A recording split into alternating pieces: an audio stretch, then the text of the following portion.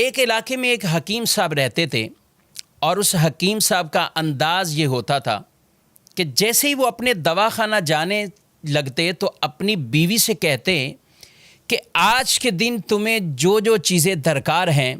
وہ ایک پرچے پر لکھ کر دے دو۔ اس کی اہلیہ وہ تمام چیزیں لکھ کر ان کو وہ چٹ تھما دیتی۔ وہ جاتے اور اپنے دواخانہ پر پہنچ کر جب وہ پرچہ سامنے رکھتے تو پھر ان کے سامنے ان کی قیمتوں کو لکھ دیتے اور ٹوٹل کرنے کے بعد وہ یہ کہتے، یا اللہ میں ان اخراجات کی وجہ سے آج اس جگہ موجود ہوں اور تیری عبادت چھوڑ کر ہی اس لیے آیا ہوں کہ میرے گھر کے یہ اخراجات پورے ہوں، اور جیسے ہی یہ میری ضرورت پوری ہوگی میں اپنے اس دکان کو بند کر کے دوبارہ تیری عبادت میں مشغول ہونے کے لیے چلا جاؤں گا۔ یہ معاملہ اس کا چلتا رہا۔ ایک دن تو عجیب ہی معاملہ ہوا کہ جب دواخانہ پہنچے، پرچے کو سامنے رکھا، چٹ کو دیکھتے جا رہے ہیں، کہیں دودھ اور چینی اور گھر کے دیگر ضروریات کا تذکرہ ہے، لیکن لکھتے لکھتے ان کی بیوی نے سب سے آخر میں لکھا کہ بیٹی کا جہیز کا سامان۔ یہ پڑھتے ہی وہ گویا کہ دن میں ہی انہیں تارے نظر آنے لگ گئے اور وہ کچھ کھو گئے کہ یہ کیسے ہوگا۔ لیکن سب قیمتوں کو وہ لکھتے لکھتے جب اس جملے پر پہنچے تو حکیم صاحب نے آگے تحریر کیا کہ یہ اللہ کے کام ہیں، اللہ ہی جانے۔ حکیم صاحب نے یہ جملہ لکھا اور دواخانہ پہ جو مریض موجود تھے ان کو دوائیاں دینا شروع کی۔ ابھی ایک دو آدمیوں سے ہی فارغ ہوئے تھے کہ اچانک حکیم صاحب کے مطب کے سامنے ایک بڑی کار آ کر رکتی ہے اور اس میں سے ایک سوٹ بوٹ، ایک خوبصورت لباس پہنے ہوا آدمی کار سے باہر نکلتا ہے اور وہ حکیم صاحب کے دواخانہ میں داخل ہو جاتا ہے۔ حکیم صاحب جیسے ہی اپنے مریضوں سے فارغ ہوئے تو اس کو کہنے لگے کہ بھائی اگر آپ کو دوا چاہیے تو میرے قریب آ جائیں، میں آپ کی نبض چیک کرتا ہوں، آپ کو دیکھ لیتا ہوں، اور اگر کسی اور مریض کے لیے چاہیے تو مجھے اس کے حالات بتائیں، کیفیت بتائیں۔ وہ آدمی کہنے لگا، حکیم صاحب شاید آپ نے مجھے پہچانا نہیں ہے، اور آپ کیسے پہچان سکتے ہیں؟ 15-16 سال کا عرصہ گزر گیا ہے۔ حکیم صاحب کچھ حیران سے ہوئے کہ آخر کون سے یہ راز سے پردہ اٹھانے والے ہیں۔ وہ آدمی کہنے لگا، آج سے 16 سال قبل آپ کی اسی دکان کے سامنے سے میرا گزر ہو رہا تھا اور یہی دکان کے قریب ہی ہماری گاڑی کا ٹائر پنچر ہوا اور میں باہر دھوپ میں کھڑا تھا۔ آپ نے دیکھا تو آپ نے کہا کہ اندر آئیے، اسٹول پر بیٹھ جائیں۔ میں اندر آیا، میں نے آپ کو دیکھا، لوگوں کو دوائیاں دے کر آپ اب فارغ بیٹھے ہیں۔ ایک چھوٹی سی بچی آپ کے پاس کھڑی اور آپ سے کہہ رہی تھی، بابا چلیے نا، بھوک لگی ہوئی ہے، چلیے گھر کو چلتے ہیں۔ آپ اسے کچھ ٹہلنے کا کہہ رہے تھے۔ میں نے سوچا میں ایسے ہی آپ کی دکان میں بیٹھا ہوں، چلو کوئی دوائی آپ سے کہہ دوں اور اسی بہانے کچھ آپ کو رقم دے دوں۔ میں نے آپ سے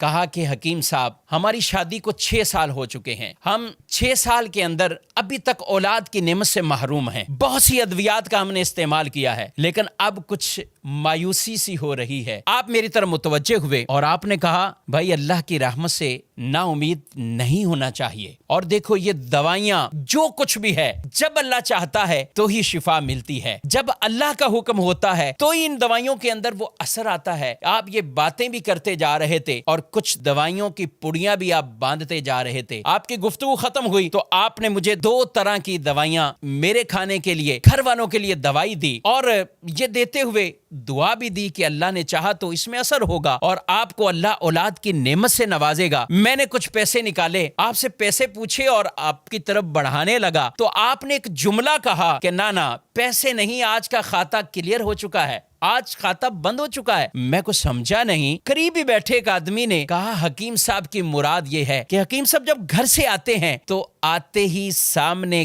گھر کی ضروریات کی چٹ کو رکھتے ہیں، جتنے پیسوں کی ضرورت ہو تو پھر وہ کمانے کی صورت میں اپنی دکان کو بند کرتے ہیں اور گھر کو روانہ ہو جاتے ہیں۔ بڑے نیک سیرت حکیم ہیں اور اللہ کی عبادت میں مشغول ہو جاتے ہیں۔ میں کچھ حیران سا رہ گیا اور دل ہی دل میں شرمندہ ہو رہا تھا کہ میں کیسا انسان ہوں کہ سوچ رہا تھا کہ شاید یہ میرا بیٹھنا ان پر بوجھ لگ رہا ہے اور یہ کتنے عظیم اور نیک انسان ہیں۔ وہ شخص حکیم صاحب کی باتیں سن کر دل ہی دل میں کہہ رہا ہے کہ میرے شک شبے یقین میں بدل چکے ہیں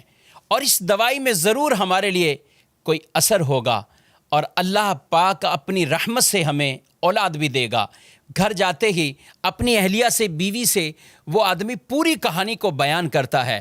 اس کی بیوی نے اسے کہا کہ ضرور وہ اللہ کا کوئی نیک بندہ ہے، وہ نیک انسان ہے، اس کی دی ہوئی اس دوائی کے اندر ضرور ہمارے لیے اثر ہوگا، کیوں نہ ہو یقینی کیفیت کے ساتھ ہم اسے استعمال کریں۔ کہاں ہم استعمال کرتے رہے۔ الحمدللہ اس وقت میں 3 بچوں کا والد ہوں اور یہ ہمارے لیے انتہائی خوشی کے لمحات ہیں۔ ہم آپ کو بہت دعاؤں میں یاد رکھتے ہیں اور جب بھی پاکستان آتا ہوں کوشش ہوتی کہ آپ سے ملاقات ہو جائے۔ آپ کے دواخانہ پہ جب بھی آیا ہوں پتہ یہی چلا ہے کہ آپ گھر کو جا چکے ہیں، اور کل ہی کسی نے بتایا حکیم صاحب کو ملنا ہے تو صبح 9 بجے آ جائیے۔ حکیم صاحب آج میں اسی وجہ سے 9 بجے ہی آ گیا ہوں، اور معاملہ یہ ہے کہ میں اور میری پوری فیملی ہم سارے انگلینڈ میں شفٹ ہو چکے ہیں۔ میری ایک بہن اور ان کی ایک بیٹی جو کہ یہیں پاکستان میں رہتے ہیں، اور میں اپنی بھانجی کی شادی کے سلسلے میں پاکستان آیا ہوا تھا، اور اسی بھانجی کے تمام تر شادی کے اخراجات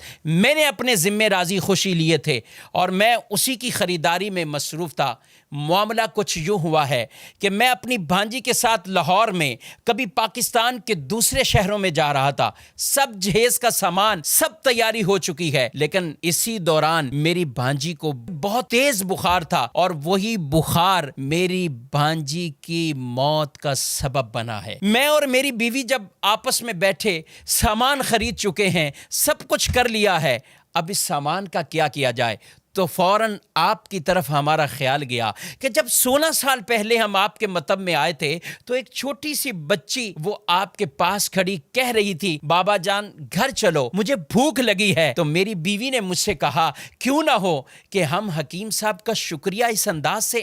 ادا کر دیں کہ یہ سارا بھانجی کا جو جہیز کا سامان ہے یہ حکیم صاحب کے گھر پہ پہنچا دیں۔ اور وہ ساتھ کہنے لگے کہ آپ نے مجھے اس بات سے منع نہیں کرنا ہے، رد نہیں کرنا، ہم بڑی امیدوں سے آپ کے پاس آئے ہیں، یہ سامان آپ کی بیٹی کے لیے ہم بطور گفٹ لے کر آئے ہیں۔ بس وہ کیا باتیں بتا رہے تھے کہ حکیم صاحب کی آنکھوں سے آنسو جاری ہو گئے، وہ روتے ہوئے، اور انہوں نے وہ چٹ نکالی اور وہ چٹ اور وہ پرچہ اس آدمی کے سامنے رکھا اور کہا بھائی محمد علی یہ دیکھو آج کے ہی دن میری بیوی نے گھر کے سودا سلف اور سامان کے ساتھ آخر میں بیٹی کے جہیز کا سامان بھی لکھا، اور میں نے دیکھو آگے کیا لکھا ہے، یہ اللہ کا کام ہے، اللہ جانے، اللہ بہتر سبب بنانے والا ہے۔ میں نے آگے یہ جملہ لکھ کر یہ معاملہ یہی کلوز کر دیا تھا، مگر میرے رب کی رحمت اور شان کریمی آپ دیکھیے کہ میں یہاں سے اٹھا نہیں ہوں، میرے رب نے اس چیز کا اہتمام کر دیا ہے۔ حکیم صاحب کہنے لگے محمد علی صاحب آپ کی بھانجی کا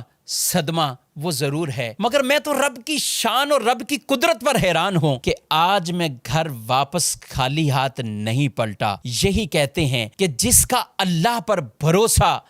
وہ مضبوط ہو جائے، توکل اور اعتماد مضبوط ہو جائے، پھر اللہ ان کے لیے اسباب پیدا فرماتا ہے۔ ہمیں بھی چاہیے حلال کمائیں، حلال کے لیے تگودو کرتے رہیں۔ رسول مکرم صلی اللہ علیہ وآلہ وسلم فرماتے ہیں کچھ گناہ ایسے ہیں کہ جنہیں نہ نماز ختم کرتی ہے نہ روزہ ختم کرتا ہے، ہاں روزی کی تمنا میں، روزی کی تلاش میں غم زدہ ہونا، یہ غم ان گناہوں کو ختم کر دیتا ہے۔ اور جب آدمی اللہ سے ڈرتے ہوئے رزق کی تلاش میں جاتا گئے، اللہ خود قرآن پاک میں ارشاد فرماتا ہے وَمَن يَتَّقِ اللَّهَ يَجْعَل لَّهُ مَخْرَجًا وَيَرْزُقْهُ مِنْ حَيْثُ لَا يَحْتَسِبُ، اور جو اللہ سے ڈرے اللہ اس کے لیے راستے پیدا فرماتا ہے اور اسے وہاں سے رزق دیتا ہے جہاں سے اسے گمان بھی نہیں ہوتا۔ اللہ رب العالمین ہم سب کو ایسا توکل، ایسا بھروسہ اختیار کرنے کی توفیق عطا فرمائے۔